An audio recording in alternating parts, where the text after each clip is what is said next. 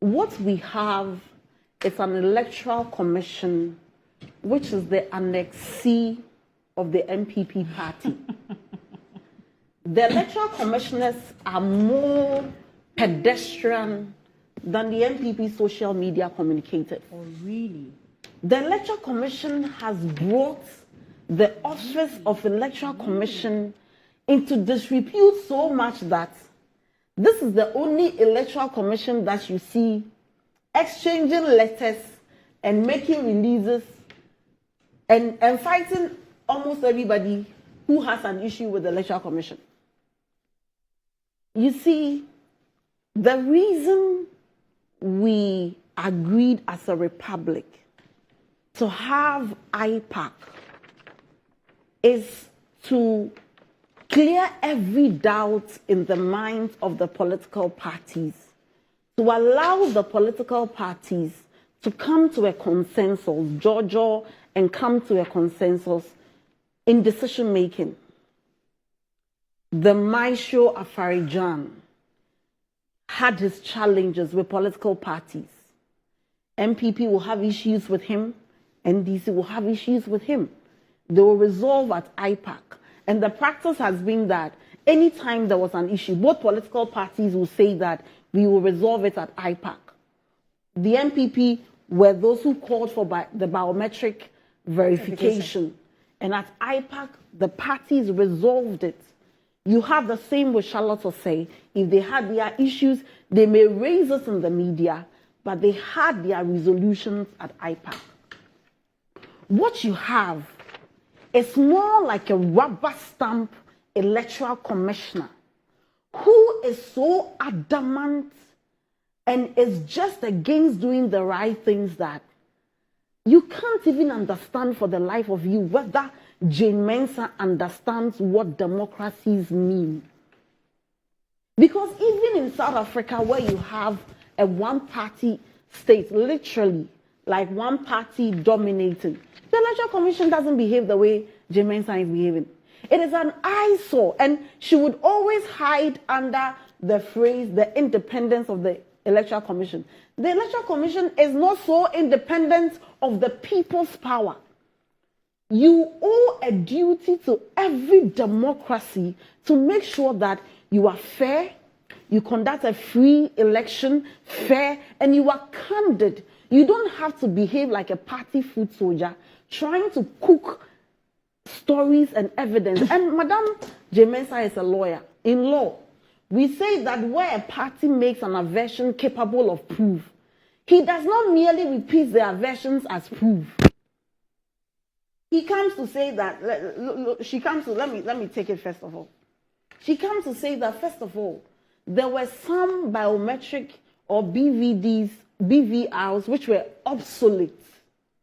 And so the old commissioner took a decision to replace those obsolete materials, and they said no. Looking at the short-term use of these materials, they were better off replacing. And then when they replaced it, the cost was lower than the cost of the maintenance. That is also false. She posited half-truth. Barry, can you give me that your printed statement? Which one? Do you want the fact check or the clarification? What you are holding. Okay. I have the soft copy. You know what the Electoral Commission... Actually, today is the fact check. Yes. You know what the Electoral Commission did? They give a title. It's still a release from the Electoral Commission. They have given it fact check. If you look at the documents properly, they are speaking on two different on 26th April 2024, they are released. You know what they did? They sought to give Ghanaians what they believe was the cost of acquiring the BVDs and the BVR kits. I want to find out from the Electoral Commission, when they acquire the BVDs and the BVR, do they run on air? They run on softwares. So the Electoral Commission deliberately omitted the cost of softwares, logistics, visas, consulting from the total cost of acquiring these machines to paint an impression that they were on a cost-saving mechanism. Madam Jane Mensah, we can read through you. There was no cost-saving mechanism. This is a procurement matter. And like by Simon and Imani and other people have said, Somebody is benefiting from these procurement. Oh, and thank God the Supreme Court has set a precedent that procurement breaches are enough misconduct for the purposes of interpreting the Constitution and is grounds for the removal of the Electoral Commission. So at least one would just be applying the law. The Electoral Commission also sought... But she said it was done transparently. If you read the statement of the fact checks, I don't know who were involved. Transparently, when she has omitted... They had the communication, from what I read, with the stakeholders. If something is done transparency, if something is done transparently, it doesn't lie with you to say that it was done transparently. That's true. The facts will show that it was either transparent or not. Why has she omitted the cost of the software, like logistics, consulting, and other things from this? Even the abrogating of the contract. Yes. You see, Annie, but what is... Yes, you can have it. What is more worrying, Annie, is the shenanigan that the EC wants to play. You recall that the NDC raised an issue of the 10 BVDs or BVRs getting missing. And first of all, they came to deny it. They said it was never true. Nothing was missing. Then we intercepted... Then we intercepted a memo. We intercepted a memo that showed that they were now asking people to, account for the BVRs they have. Now they say that, we concede it after the minority held a press conference. Now they say that, we concede it is missing. And so we have even reported the matter to the police. I remember very well Dr. Manibuama on News File went into the studio when Dr. Sribwa was there and asked, when did you realize that these BVRs were missing? He said, sometime last month. When in last month, he couldn't say it. But you see, we will not put out all information at a time. We are setting a trap for the EC. This EC says that, even the ones you are complaining about that it was found at the recycling plant, you know what? We auctioned it to a private company because, again, the excuse, they were obsolete. Maybe they should find another synonym apart from obsolete, because their weak defenses are becoming a bit of a cliche. And Annie, I ask myself, what is Jane Mensah doing? Jane Mensah is a threat to the democracy we are enjoying. And sometimes it hurts me that she's a woman, because then she'll make a bad case for women. But of course, just like there are bad leaders, male bad leaders, there are good female leaders. You know what, Annie? Before you can auction any good, a public good for that matter, you need to use an auctioneer, a licensed auctioneer for that matter. So not everybody can auction a public good. Now, in this, their so-called fact check and case check and whatever titles they give to their press releases, the Electoral Commissioner failed to tell us who is the licensed auctioneer who auctioned those BVDs. And it is not just an auctioneer that you need.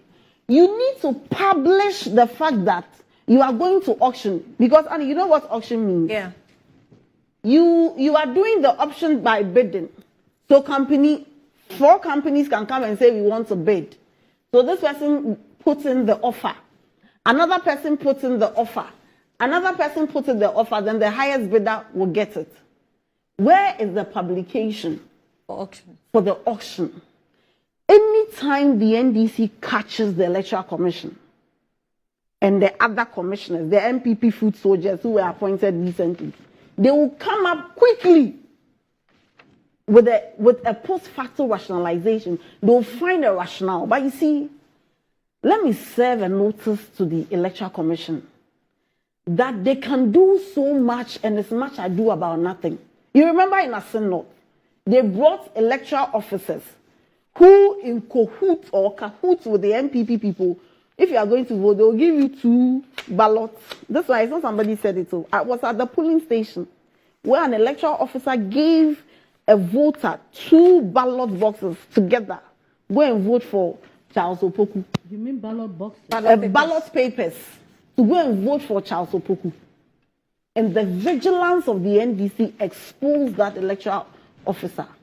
So, was he arrested? What's the name of that police station? We want to know. It's an Asanot. I don't know the specific name. You can describe. Oh, it is close to where Gabi felt on frustrated. a speculative mood. It's not good. It's close to where Gabi got frustrated. Was he arrested?